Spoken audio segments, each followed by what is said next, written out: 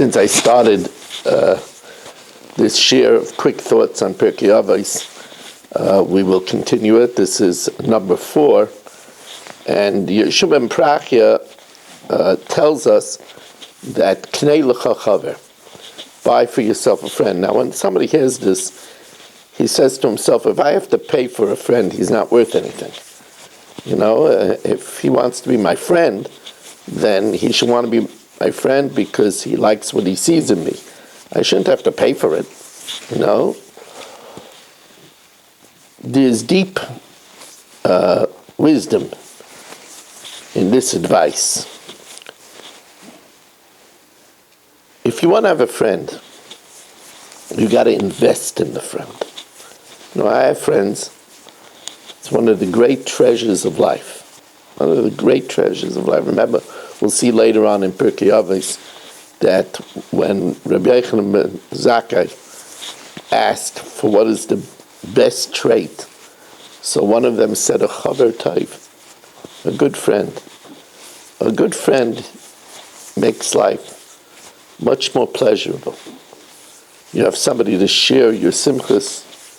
You have somebody to unload your heart. Da'aga b'leivish, yasichenu la'acherim. A sorrow shared is halved. When it says buy, it doesn't mean, okay, how much will you take to be my friend? Of course, that's not what it means. When it says Knei lecha chaver, it means that you have to invest. Time is money. You have to invest time in a friendship. Take the effort to call. Take the effort to visit. Take the effort to buy a gift.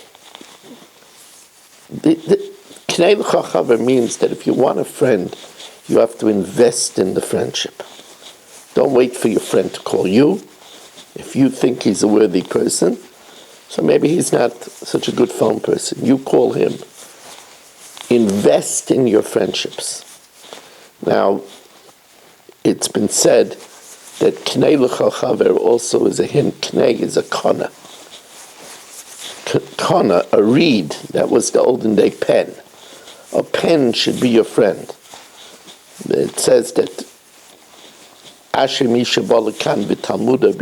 fortunate if somebody comes to the next world with the Talmud in his hand, and the Marsha says, Talmud aksuva biyadai.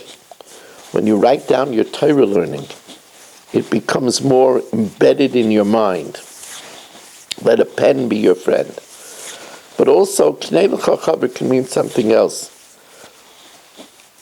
With a pen, you could get a friend. In other words, sometimes write a letter. A letter shares your heart. Some people can't express their innermost feelings. By the way, your truest friend, your spouse, it's nice to write cards. It's nice to write letters. Then your spouse can look at it at different times, can absorb it at their rate, can read it without feeling defensive. Now, he also says, Evidones kol ha'odam lekafschus. It's known that it doesn't say Evidones kol odam lekafschus. It says as kol ha'odam. If you want to judge people favorably, you have to look at the whole person. You can't just look at the way he behaved in shul. You have to know what's going on in his house. Does he have a wayward child? If he has a wayward child, his behavior is understandable. The Gemara says that more than World War III is maybe, does he have a spouse that's not unwell? Is he out of work? You know how you would feel if you were out of work and all the bills are piling up on you? So Avidones kol ha'odam. Maybe he has a bad case of arthritis or constant lower back pain. That's why he's so irritable. Avidones kol ha'odam. Look at the whole person. Then you could judge him l'kafschus. When Nita Arbeli tells us to be harchek mishach and ra, this is such an important advice. People go and they look for a bungalow colony. Who are they going to be? Their shchenim, their neighbors, for 2 months in the summer. 2 months in the summer, especially when the children are off, is a very, very, very big time of impression.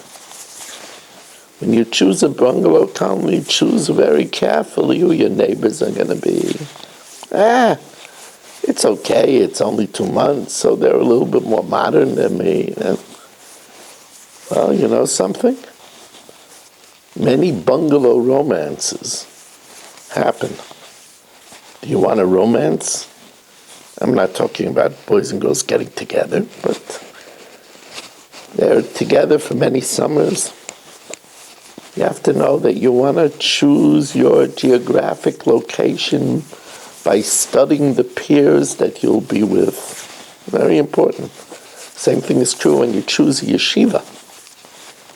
When you choose a yeshiva, of course it's important who the rebbeim are, what the policies of the yeshiva are. But if you're sending your child into 9th grade and you already heard that 6 boys in the class are vaping, you have to be very, very concerned. Very important advice. I want to thank you for listening to these shiurim. If you want to sponsor a shir, 718-916-3100, rmmwsi@aol.com. Thank you for joining us, and have a wonderful Shabbos.